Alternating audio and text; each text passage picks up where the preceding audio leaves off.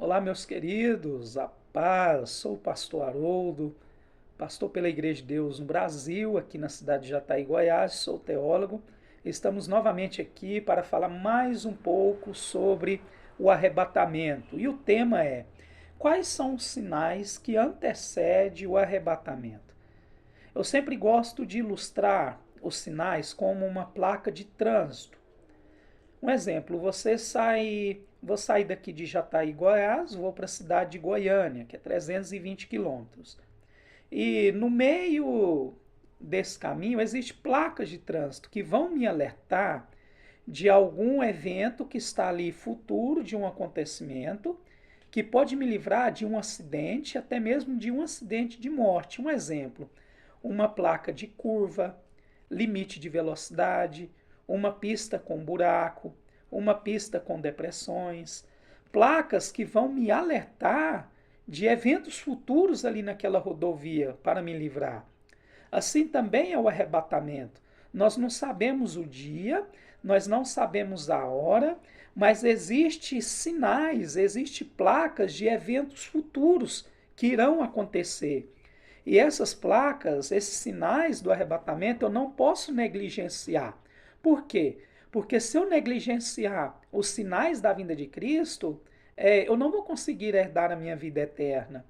E eu convido você a ler Mateus capítulo 24, do versículo 1 ao 14, que vai falar sobre os sinais que acontecerão sobre a volta de Jesus no fim dos tempos. E, ou seja, como uma placa de trânsito que nos traz um alerta. E no tempo que nós estamos vivendo, nós já estamos todos de alertas, anteninhas ligadas, como diz o ditado. Um dos primeiros sinais que nós vemos estar acontecendo muito hoje, principalmente na mídia, no mundo gospel, são os falsos profetas e enganos. E Paulo recomendava a Timóteo: olha, vai chegar um tempo que o povo não vai suportar a sã doutrina. Eles vão se entregar a fábulas e levantar pessoas como líder deles, pessoas que eles querem ouvir, querem discipular e fazendo idolatria sobre a vida dos homens. E esse tempo chegou. O primeiro sinal sobre a vinda de Cristo, meus queridos, é os falsos profetas e os enganadores. E Jesus ele alerta, porque muitos virão em meu nome dizendo eu sou Cristo, enganarão a muitos. Se a gente dá uma ideia lá em Atos dos Apóstolos, nós já vemos que essa prática já era comum de pessoas estar passando por Jesus. Tanto que é que quando Paulo e Silas eles vão preso, Pedro e Silas eles vão preso, que eles passam ali no concílio, eles falam: olha, vamos deixar eles ir, porque se for de Deus vai, se não for vai acabar, porque muitos já passaram sobre essa questão. E nós temos que ter um cuidado, o aumento de falsas religiões, seitas, líderes que têm usado os dons espirituais para se beneficiar próprio. Aí você pega e fala assim: ah, mas pastor, mas dentro desses falsos profetas, eles curam, eles expulsam demônios. E Mateus capítulo 7 deixa bem claro que quando chegar diante de Deus, muitas dessas lideranças que levam a coisa brincadeira, que são os sinais, vai falar: Senhor, eu curei, Senhor, eu expulsei, fiz sinais e maravilhas em teu nome. Jesus vai falar: afaste de mim porque eu não te conheço. Quando nós olhamos em Apocalipse, meus queridos, aonde que tem aquele versículo muito lindo, se não me falha a memória, é o capítulo 3: eis que estou à porta e bato, se você abrir, entrarei na tua casa e farei morada. Dá uma pregação linda, mas aquele versículo ali é para a igreja da atualidade. É para que a igreja possa abrir as portas dela para que Cristo possa entrar. Porque quando nesse texto de Apocalipse capítulo 3, aquelas cartas ali das 7 igrejas, a Ásia Menor, as 7 igrejas do Apocalipse, nós vemos ali aquela carta, não é para o ser humano não. Nós entendemos que tem muitas igrejas que Jesus está na fora delas, batendo na porta querendo entrar. Esse é um alerta e vamos ter que ter cuidado com isso. Nós vemos também, basta nós assistirmos noticiários, guerras, rumores de guerras, guerras cada dia mais, agora já voltou de novo como aquela Guerra Fria, guerras de potências militares, e está desencadeando para as guerras virem. Quando nós vemos em Mateus capítulo 24, versículo 6, a história, meus queridos, ela tem sido marcada por conflitos globais, tensões, e cada dia está se cumprindo essa profecia. Existe outra questão. Ontem teve um terremoto, se não me falha a memória, na Tailândia, é na Ásia, não me lembro, eu vi algumas reportagens sobre isso. Morreu pessoas. Um terremoto de magnitude de 7,7. Terremotos, nós vemos isso acontecendo. Esse mês aconteceu em Belo Horizonte, mas foi de pequena escala. Todos os dias está acontecendo fenômenos sobrenaturais. No Rio Grande do Sul, olha a catástrofe que aconteceu. Aquele povo até hoje está se reestruturando. Nós olhamos aí, eu lembro quando eu tinha mais ou menos uns 12, 11 anos, chovia todo dia de tarde, aquela chuva branda para regar as plantas. Agora vem chuva, meus queridos, umas pancadas que alagam tudo. Uns temporais, umas coisas esquisitas. Nós vemos algumas cidades dos Estados Unidos sendo incendiadas. São desastres naturais, meus queridos, e tem aumentado muito, secas em algumas partes do Brasil. Essas são as proximidades dos fins dos tempos. Nós vemos também as coisas que vão se afunilar, que no Brasil não tem. Mas na janela 1040, na área geográfica, onde existe bilhões de pessoas que não conheceram o Evangelho, aonde se segue várias religiões de menos o cristianismo, são perseguidos, os crentes são perseguidos, são mortos.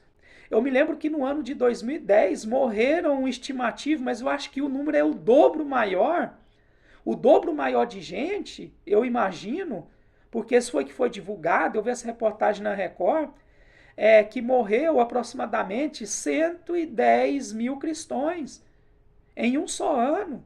Isso aconteceu, meus queridos, eu acredito que foi o dobro de pessoas, isso é o que a mídia divulgou, que foi relatado nos relatórios de missões mundiais. Pessoas que pregaram o evangelho que foram mortos. No Brasil ainda não tem. Mas como anda a ditadura dentro do nosso Brasil e como o STF está dirigindo as coisas pela política que nós estamos enfrentando, isso é uma questão de tempo. Aqui na cidade de Jataí tem um conselho de pastores que estão fazendo recenseamento pastorais. Qual que é a ideia disso daí? Ou seja, nós ainda não temos, mas vai chegar num tempo que nós vamos ser perseguidos sim. Aí entra aquele detalhe, você está pronto? Você está preparado? Esses são os finais do tempo. Isso tem aumentado em várias partes do mundo. Se a gente chegar amanhã aqui na porta de casa, minha família já sabe disso, olha, você é o pastor Haroldo, se você está preso, vamos para a cadeia. Nós já temos que começar a pensar nessa falta, nessa questão. Um outro tópico também que nós vemos em Mateus capítulo 24, versículo 12, o esfriamento do amor. Gente, o povo está se matando ao outro por causa de poucas coisas. Esses dias aqui no lago aqui da cidade, nossa cidade é linda, a missionária Sheila teve o prazer de estar conhecendo, até meio parente da minha esposa, camarada entrou dentro do lago, foi andando e se suicidou afogado. E centenas de pessoas vindo e filmando e não foi fazer nada. Pessoas que envolvidas em acidente, aqui o trânsito aqui é muito perigoso, já está aí dentro dos mais perigosos do estado do Goiás, o povo não respeita, morre pessoas todos os dias no trânsito. O povo, ao invés de pegar lá, chamar, que primeiro quer filmar, que amor é esse? Ver uma pessoa deitada no chão, um mendigo, em vez de ajudar, não, a gente quer isso. E quando se ajuda, a maior prova que o amor está se esfriando, e quando se ajuda, se coloca na rede social para aparecer. Aqui tem uma candidata a vereadora que perdeu, ela aproveitou de um estado do sul que estava passando por vulnerabilidade por causa daquelas enchentes e foi lá salvar cachorrinho, nada contra, temos que salvar sim, cuidar dos animais, mas aproveitar disso para fazer plataforma de política. E eu faço a pergunta, que amor é esse? Nós vemos também em Mateus capítulo 24 os escândalos. As lideranças estão cada dia mais envolvidas em escândalos. Dá um Google aí, você vai ver tantos escândalos que está atendendo as igrejas evangélicas. E a palavra de Deus fala que o fim dos tempos haverá escândalos, e isso vai ter mais, e vai cada dia aumentar mais. Meus queridos, nós temos que entender que tudo que nós estamos vivendo já está escrito na Bíblia. Já está escrito há quase 2000 anos atrás. Vamos dizer 2000 anos atrás. Já está escrito, meus queridos, tudo foi determinado. A palavra de Deus, os profetas apontam para Jesus. As profecias apontam para Jesus, apontam sobre a sua morte, sobre a sua ressurreição, sobre a vida eterna, sobre o arrebatamento. O que nós temos que entender e colocar no nosso coração, que Cristo está cada vez mais próximo. E esses são os sinais. E o crente, como eu dei o exemplo no começo dessa ministração, que espere o arrebatamento e dê atenção às placas de trânsito, se atente também pelos sinais que nós estamos vivendo. Porque por se multiplicar a iniquidade, o amor de todos se esfriará de quase todos. Existe essa decadência moral dentro do nosso mundo. E isso é evidente em nossa sociedade atual. Estava vendo esses dias a questão do amor ao próximo, fizeram uma entrevista com Elon Musk, eu acho que o nome correto é esse, e o camarada questionou ele, falou assim, dentro da área do esfriamento do amor, que nós estamos falando, o último tópico aqui, por que você não se preocupa com bilhões e bilhões de gastos, que você manda satélite, constrói carro, tudo, e não se acaba a fome na Terra? Fizeram essa pergunta para esse bilionário, que faz a Tesla, celulares aí, o cara tem satélite, tem muita influência e muito dinheiro, né? Todos conhecem. Agora ele trabalha lá nos Estados Unidos com o presidente Donald Trump. Aí o Elon Musk falou assim, quanto que fica para acabar com a fome da Terra? Aí os camaradas fizeram as contas lá, entre 5 e 8 bilhões de dólares. Ele falou, eu pago. Isso para mim não é problema não, eu tenho dinheiro e pago e acabo com a fome da Terra. Mas tem um detalhe, a ONU tem que me dar nota fiscal de tudo que ela vai gastar e me provar que a fome vai ser sancionada no mundo. Resposta, o problema não está no dinheiro. O problema está na corrupção, na falta de amor que tem no próximo. E eu achei interessante essa resposta dele. Se for dinheiro eu pago, mas eu preciso de todas as notas fiscais e me provar que isso vai acabar com a fome no nosso mundo. E a ONU tem que me prestar conta disso aí. Acabou o assunto. O interesse não é acabar, irmãos, porque o amor se esfriará. O problema está na corrupção, na mentira e no engano. E vamos ficar alerta sobre esses sinais. Que Deus abençoe sua vida, em nome do Senhor Jesus.